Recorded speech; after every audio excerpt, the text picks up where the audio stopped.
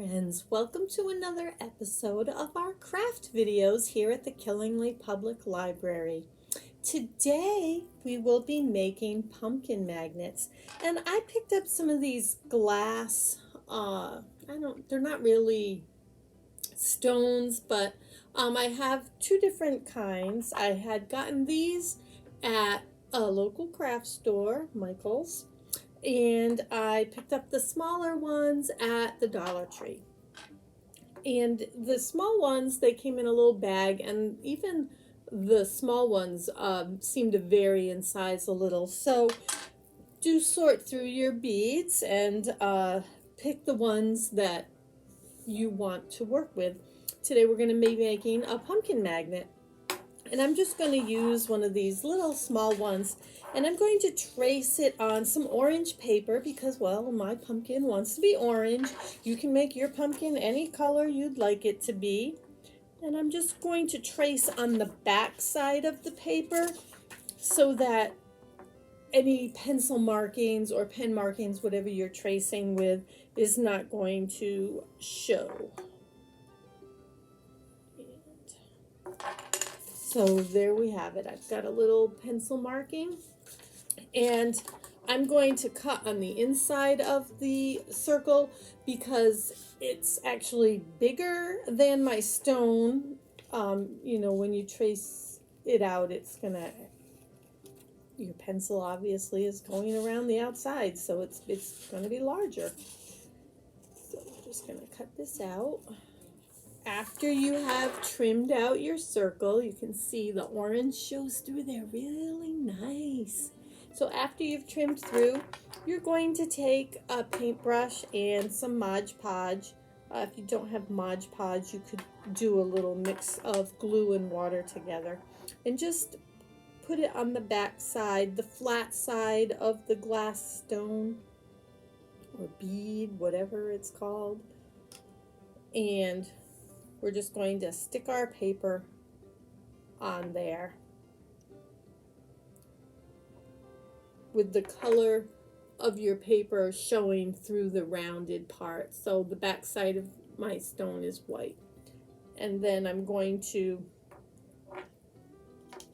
just going to now spread some Mod Podge on the outside of the paper and stone along the edges as well to just keep it adhered. Okay. My fingers are all sticky and yucky. But we've got the Mod Podge along the edge and on the paper, and I'm just going to set it to dry for a tad. And I'll get right back to you after it's ready. So my Mod Podge seems mostly dry now. It's just a tiny bit tacky, but I think it'll be okay. I'll let it fully dry before I actually use it the way I intend to. I cut a little piece of magnetic tape, and I'm going to put that on the back of it so that I can use it as a magnet. Perhaps you would rather not use it as a magnet. You can just put them on your desktop or something like that. My magnetic tape is peel and stick, but I'm going to put a little hot glue down just to be sure that it does stick well. There, my magnet on the back. Now I want to take a pipe cleaner, and I'm just going to cut a little bit off, and I'm using a yucky pair of scissors because there is the wire inside the pipe cleaner, and I don't want to damage a good pair of scissors. So just cut a little bit off, and this will be the stem for our pumpkin. And if you're using the bigger glass bead, maybe you want a little bit larger of a piece. Maybe if you're using a smaller one, you want a little smaller of a piece. It's all preference, personal preference. So I'm just going to dab a little bit of glue on here and then stick my little stem in the glue. And there you have it, a little tiny pumpkin magnet. And you can make them bigger if you'd like. But I just went with the small ones just for a quick little video. the Mod Podge is still not fully dry, so the orange does not quite show through, but as soon as it's dry, it'll dry clear and you'll be able to see the orange paper.